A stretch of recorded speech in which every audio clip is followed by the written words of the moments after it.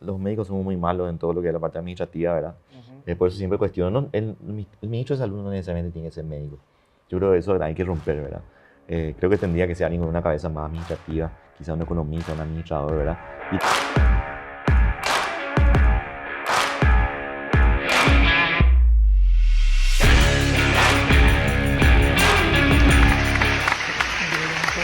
Mi favorito. Así que, no, bienvenido una vez más, todos somos iguales, me gusta, viste cómo avanza todo. Después tenemos ya oficiando también ese. Después vas a estar caminando, te dio una ¿no? primicia, así vamos a tener un mozo con Está café. un poco alterado. No, ¿Tu presión está bien? no, justamente por eso tenemos un Ah, gran invitado el día de hoy, el doctor Guillermo Sequera, así que un aplauso para él, por favor. Muchísimas gracias, doctor, gracias por venir. No, por favor. Agradecemos tu presencia. Mira que las chicas se iban a vacunarse solamente porque él estaba, ¿eh? ¿Vos podés creer que sí, un Yo- tiempo así tuvo un auge loco, tipo ¿eh? sex symbol, pero doctor? Doctor, Era- ¿y no qué pensé vos pasar hacías? por eso. ¿Qué vos hacías, doctor, cuando pasaban y te decían, se vacuna? Mira, Vacuname. doctor, no lloro, doctor, no lloro.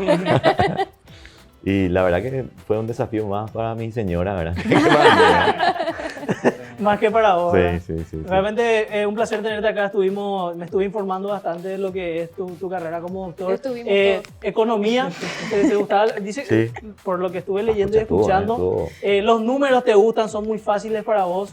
¿Cómo Una fue? vez. ¿Cuál fue ese clic que dijiste, bueno, me voy por la medicina siendo que es más fácil para mí los números? Fue el clic de ¿Cuál la fue ese calculadora. quiebre? Clic. No, ya mi computadora en esa época me parece. ¿Cómo es? No, sí, tienes razón. No sé, estuviste indagando mucho, ¿eh? Sí, Estuviste, más o menos, más o No, te menos. stalkeó todo. La Sí, tarea, ¿verdad? sí, la tarea del día. No, y no sé, la verdad que la verdad que en su momento me era muy fácil todo lo que era ciencias exactas en general. Tampoco era así un genio, ¿verdad? Pero la verdad que me daba cuenta yo así que no tenía que estudiar mucho y me iba bien, ¿verdad? Te gustaba, o sea, como si fuera que no le prestaba esa atención al 100, pero te salía. Me salía, sin mirar mucho, así una vez no hay problema, eso ya. Bien, Cosa ¿verdad? que a mí no me pasaba. Pero no era todo 5 tampoco, ¿verdad? Eso es un tema. No era que era todo así, exonerada, todo 5. Pero nunca me aplacé, eso sí. Sentía que era fácil. Hay cosas que no coincidimos, pero lo bueno es que después te tomaste ya el tema de la carrera de medicina, que te metiste mucho en lo que es salud, que es sumamente importante para nuestro país, porque normalmente los buenos médicos ya no están en nuestro país. Eso es cierto. Y los médicos son muy malos también en los números, ¿verdad? Yo creo ¿Y con la que, letra también? y con la letra, ni hablar. Yo creo que ahí tenía yo una mezcla de cosas, ¿verdad? Creo que mucho es. De hecho, me fui a economía, yo me fui a la facultad, estuve unos meses ahí, dije, no me voy a meter en medicina. Y yo no tengo parientes médicos, ¿eh? Sí, algún lejano ahí, hermano de abuelo, eso ya bastante, no tan. Ahí Pero tu generación el primero. de mi generación primero, ni primos, ni tíos, ni Ajá. nada, ¿verdad? Ni mi mamá, ni mi papá, ¿verdad? Entonces, Pero tu ella mamá estaba en era. el ámbito de la Mi farmacéutica. mamá es química farmacéutica, eso sí, sí, un poco del área de la salud. Pero es más química que lo que es medicina. Sí. Estuvo por Mozambique, estuvo por las Imagínate. Amazonas de Venezuela. Sí. Estuviste Él quiere también- mostrar que hizo la tarea, Sí, ¿eh? sí, ¿no? Ana, Sí, me sí, estoy él- tratando de Él es el acordar. El estudioso del invitado grupo. responde sí. Las Amazonas, no, pero es la Botanada. pregunta, no, es la pregunta es ¿Cómo te que por fuiste al ejemplo, ¿qué Amazonas? rescatás Trajo su macheta acá. brevemente, qué rescatás de cada uno de sus lugares? Porque viste que son diferentes del ámbito. Barcelona, por ejemplo, te vas y es la medicina, todo es Más avanzado. diferente, avanzada lo que es acá. ¿Y qué rescatás de cada lugar donde fuiste y pudiste prestar tu servicio y ¿Qué te aprender querés también? ir otra vez, verdad? Bueno. No, mentira. La verdad que ir a Mozambique, ir a África y estar ahí casi un año fue como un. Antes de volver a Paraguay fue estratégico, ¿verdad? Porque Sí. si venía directamente de Barcelona, era No, un poco claro. duro, ¿verdad? Pero yo creo que lo interesante de esas experiencias son más que la tecnología o lo que te puede dar esos espacios, esas superestructuras, es un poco cómo la gente siente, cómo la gente se enferma, cómo se cuida.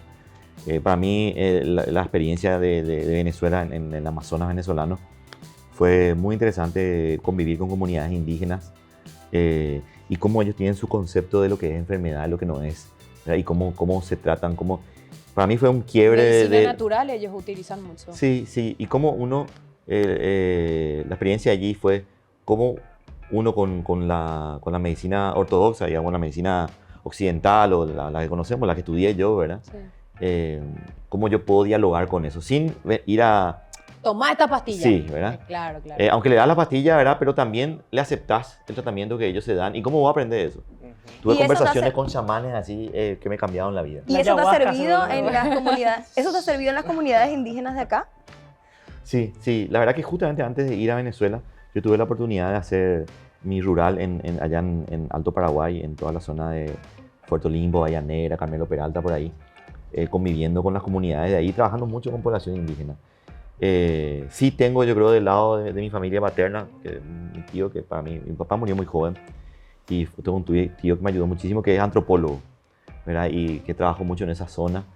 Y trabajar con ellos ya en la perspectiva intercultural y cosmológica de cómo se entiende la salud y la enfermedad, qué es estar vivo, cómo disfrutar la vida, para mí fue fascinante. Y después ir a África, yo creo que me era más fácil, Sí. ¿verdad?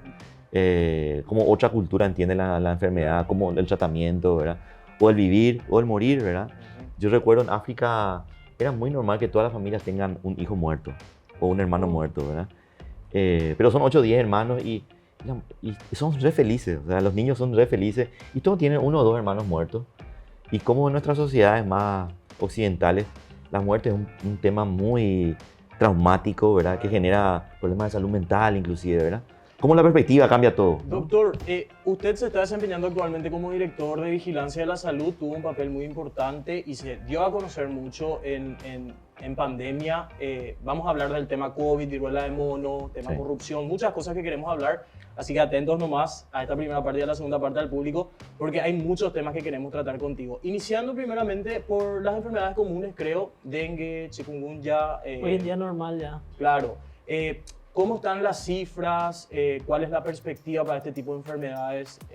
¿Cuál es el pronóstico que dan desde la Dirección de Vigilancia? ¿Para COVID? ¿O qué? Para Paraguay. Para No, Paraguay. lo demás.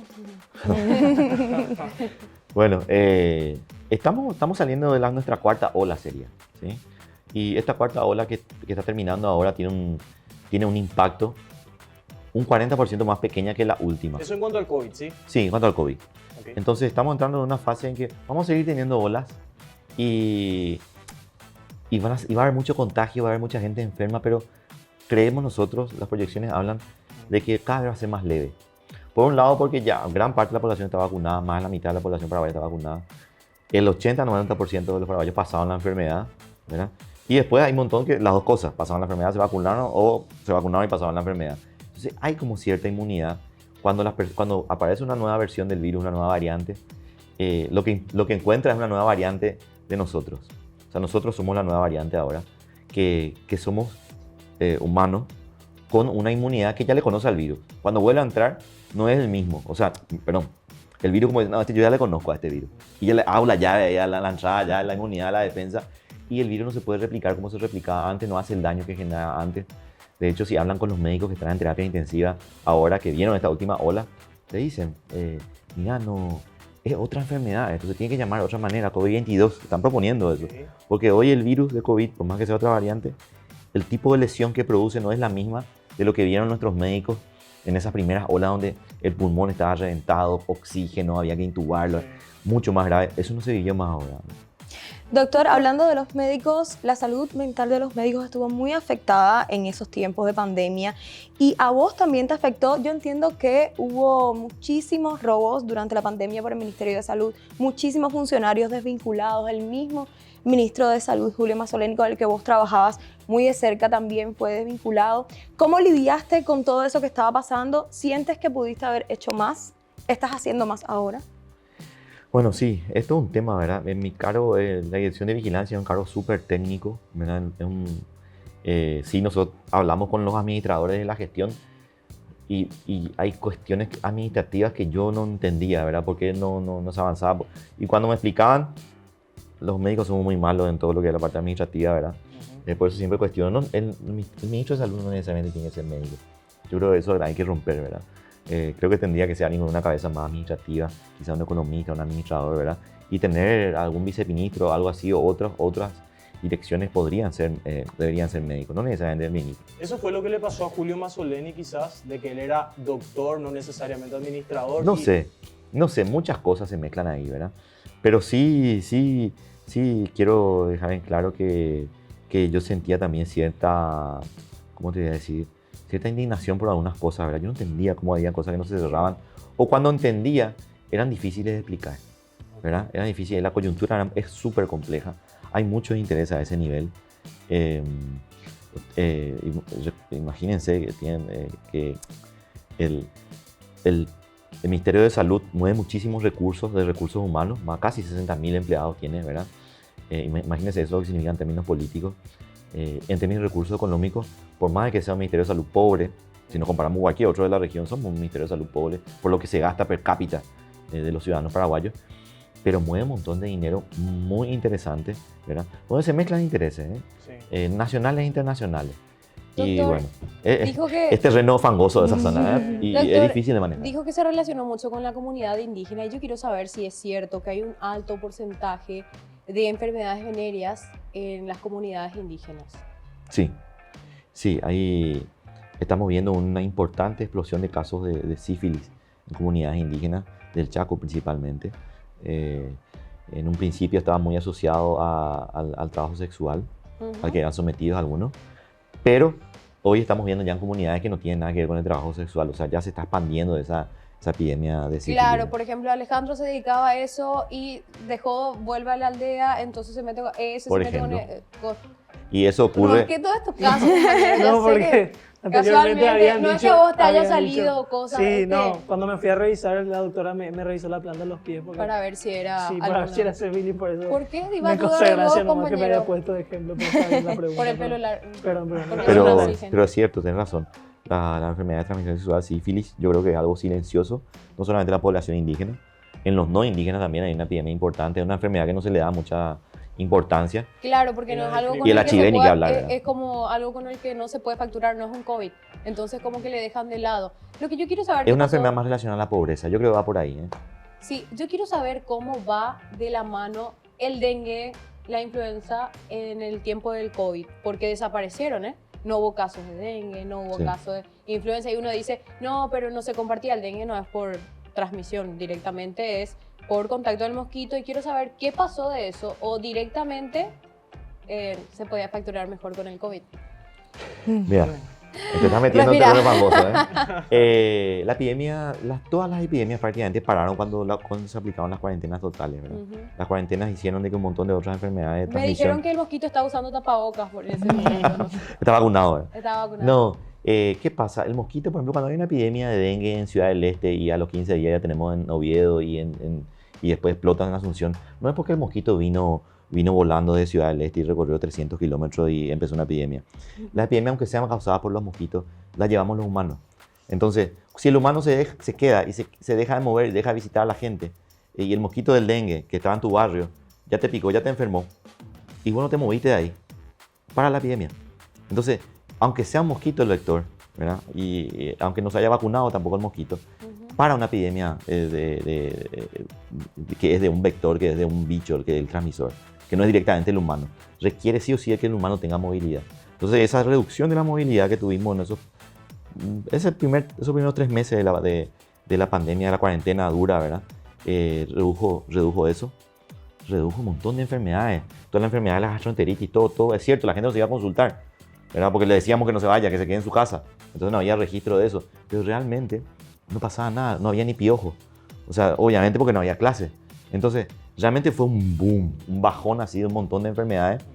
Pero claro, hay que volver a tenerle miedo al dengue y no al COVID, o siempre hay que estar atento ¿A al quién hay COVID. que tenerle miedo? O sea, ¿cuál es la proyección?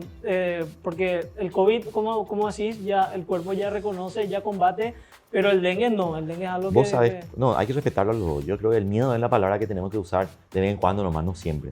El miedo cuando siempre usas, después ya, Miedo, es Se decir, pierde el piden miedo. otra vez vacuna, ¿verdad? por Y no, ejemplo, Claro, los por casos de ejemplo, influenza, así cuestiones doctor. puntuales, ¿verdad? ¿La influenza en qué punto se encuentra? Los Los casos de influenza. Y hay pocos casos. Estamos saliendo de esa ola epidémica de invierno, de todos los virus respiratorios, ¿verdad? Pero sí me parece interesante la pregunta que hizo él. ¿A quién le tendría que tener más miedo? ¿O a quién tendría que respetarle más para no usar Sí. miedo, verdad? ¿Dengue o COVID? Y si vemos realmente, el dengue causa casos muy graves, pero si vemos la historia del dengue, en los últimos 10 años por lo menos, ¿cuántas muertes produce dengue por año? Y en promedio, la vez que más produjo muertes fueron 200, que fue en el 2013. Generalmente produce 20, 25 muertes por año. En el 2019 tuvimos 70, fue una epidemia grande. pero imagínense, epidemias de esa envergadura con 70 muertes, echaba ministro antes también. El dengue es un problema súper político, también se puede devolver, ¿verdad? Y COVID es mucho más contagioso que el dengue, Sí. y es menos del 1% muere. Pero como contagia a 700.000 personas, 1 millón de personas, Se volvió famoso en todo el mundo. Porque el 1% de 100.000 personas es muchísima gente. ¿Sí? en Uruguay, por ejemplo, no hay caso de dengue. Sí, y los pocos dengue que hay le llevan los paraguayos, ¿verdad? Ah. Muy bien. Vamos a ir cerrando este primer capítulo. Yo tengo entonces, una sé que pregunta tienen yo tengo una pregunta antes de que cierres. Yo te quiero preguntar sobre las vacunas. Bueno, se sabe que el mecanismo COVAX fue un fracaso total y ahora que va a venir la viruela del mono, puede que exista este mecanismo para traer vacunas al país. No, por favor. Vos decís que Pero Paraguay... la pregunta que le hace va a responder en el próximo Dale, capítulo. vos decís que porque ya estamos Paraguay en va a tiempo. volver a entrar en algo como esto, que vuelva a fallar y que no va a traer vacunas al país. Veremos esto en la otra cápsula, Ya. va a responder el doctor. Así que Ya. quédense para la segunda parte. Y bueno, las luces, por favor.